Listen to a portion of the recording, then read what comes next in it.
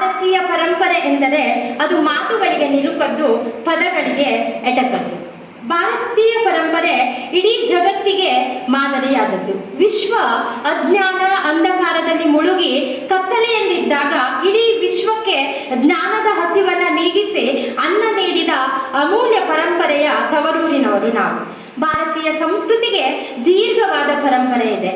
ಸಿಂಧು ನಾಗರಿಕತೆಯಿಂದ ಹೊರಟು ನಿಂತ ನಮ್ಮ ಸಂಸ್ಕೃತಿ ಭಾಗ್ಯದ ಬಳೆಗಾರ ಹೋಗಿ ಬಾ ನನ್ನ ತವರಿಗೆ ಎಂದು ಹಾಡಿದ ನಮ್ಮ ಹೆಮ್ಮೆಯ ನಾರಿಯ ಕೈ ಬಳೆಗಳ ನಾದದಿಂದ ಮುಂದುವರೆದು ಇಂದಿಗೂ ಸಾಗುತ್ತಲೇ ಇದೆ.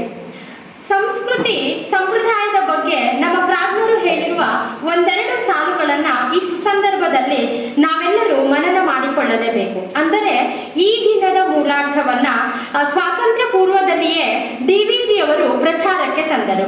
ಸಂಪ್ರದಾಯ ಎಂಬುದು ಸಭ್ಯ ಸಮಾಜವು ಒಪ್ಪಿಕೊಂಡಿರುವ ನೈತಿಕ ಮೌಲ್ಯ ಮತ್ತು ಆದರ್ಶಗಳ ಮೊತ್ತ ಎಂದು ತಿಳಿಯುವ ಗ್ರಹಿಕೆ. ಅಂದರೆ ನಮ್ಮ ಪೂರ್ವಜರು ಮಾಡಿರುವ ಸಾಧನೆಗಳನ್ನು ರಕ್ಷಿಸುವುದು, ಶ್ರದ್ಧೆಯಿಂದ ಅನುಸರಿಸುವುದು ವರ್ತಮಾನದ ನಮ್ಮೆಲ್ಲರ ಜವಾಬ್ದಾರಿಯಾಗಿದೆ.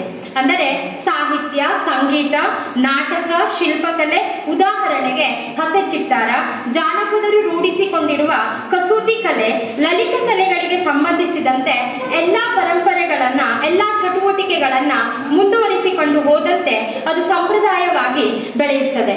ಇಡೀ ಜಗತ್ತಿನಲ್ಲಿರುವ ಉತ್ತಮ ವಿಚಾರಗಳೆಲ್ಲ ಸದಾ ನನ್ನತ್ತ ಹರಿದು ಬರಲಿ ಎಂಬ ಪರಂಪರೆಯರು ನಾವು. ಅಂದರೆ ಇಡೀ ಜಗತ್ತಿಗೆ ಕುಟುಂಬ ವ್ಯವಸ್ಥೆ ಎಂದರೇನು, ಜೀವನದ ಮೌಲ್ಯಗಳೇನು, ನೈತಿಕ ಮೌಲ್ಯಗಳೇನು, ಹೀಗೆ ವಿವಿಧ ರೀತಿಯ ಉತ್ತಮ ಸಾರವನ್ನೆಲ್ಲ ಉಣಬಡಿಸಿ ಅದರಿಂದ ನಾವು ಸವಿದು ಇಡೀ ಜಗತ್ತನ್ನೇ ಉತ್ತಮ ಪಥದಲ್ಲಿ ಸಾಗಿಸುತ್ತಿರುವ ಹೆಮ್ಮೆಯ ಸಂಸ್ಕೃತಿಯವರು ನಾವು. ಹಾಗಿರುವಾಗ ಭಾರತೀಯ ಸಂಸ್ಕೃತಿ ಪ್ರಸ್ತುತ ಎತ್ತ ಸಾಗುತ್ತಿದೆ ಎಂದು ಒಮ್ಮೆ ಗಮನಿಸಿ ನೋಡಿದರೆ ತುಂಬಾ ವಿಷಾದವಾಗುತ್ತದೆ. ಅಂದರೆ ಭಾರತೀಯರಾದ ನಾವು ಇಂದು ಅತ್ತ ಸ್ವದೇಶಿಗರೂ ಆಗದೆ ಇತ್ತ ವಿದೇಶಿಗರೂ ಆಗಲು ಇಷ್ಟಪಡದೆ ನಮ್ಮ ಗತಿ ಅಧೋಗತಿಯಾಗುತ್ತಿದೆ.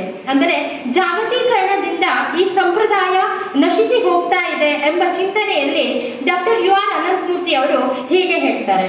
ಅಂದ್ರೆ ದೇಶಿ ಸಂಪ್ರದಾಯವನ್ನ ಉಳಿಸಬೇಕಾದರೆ ಸರಳ ಸಾಂಪ್ರದಾಯಿಕ ಗ್ರಾಮ ಜೀವನ, ಕುಲಕಸುಬು, ದೇಶಿ ಭಾಷೆಯ ಬಳಕೆ, ಸ್ಥಳೀಯ ಊಟ ಉಡುಗೆಗಳು, ಧರ್ಮ ದೇವರುಗಳು, ಜಾತ್ರೆ ಆಚರಣೆಗಳಿಗೆ ಗಟ್ಟಿಯಾಗಿ ಅಂಟಿಕೊಳ್ಳಬೇಕಂತೆ. ಅಂದರೆ ಪರರ ಸಂಸ್ಕೃತಿಯನ್ನ ಪ್ರೀತಿಸು, ನಿನ್ನ ಸಂಸ್ಕೃತಿಯಲ್ಲಿ ಜೀವಿಸು ಎಂಬ ಮಾತಿದೆ.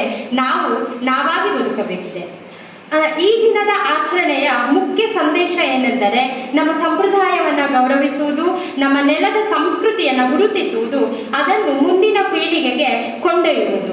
ಇಡೀ ವಿಶ್ವಕ್ಕೆ ಸಾಂಸ್ಕೃತಿಕ ರಾಯಭಾರಿಯಾದ ನಮ್ಮ ಭಾರತಕ್ಕೆ ಯಾವುದೇ ಚ್ಯುತಿ ಬಾರದಂತೆ ನೋಡಿಕೊಳ್ಳುವುದು ನಮ್ಮೆಲ್ಲರ ಆದ್ಯ ಕರ್ತವ್ಯವಾಗಿದೆ. ಸಭಿಕರೆಲ್ಲರಿಗೂ ವಂದಿಸುತ್ತಾ ಅವಕಾಶಕ್ಕಾಗಿ ಧನ್ಯವಾದ.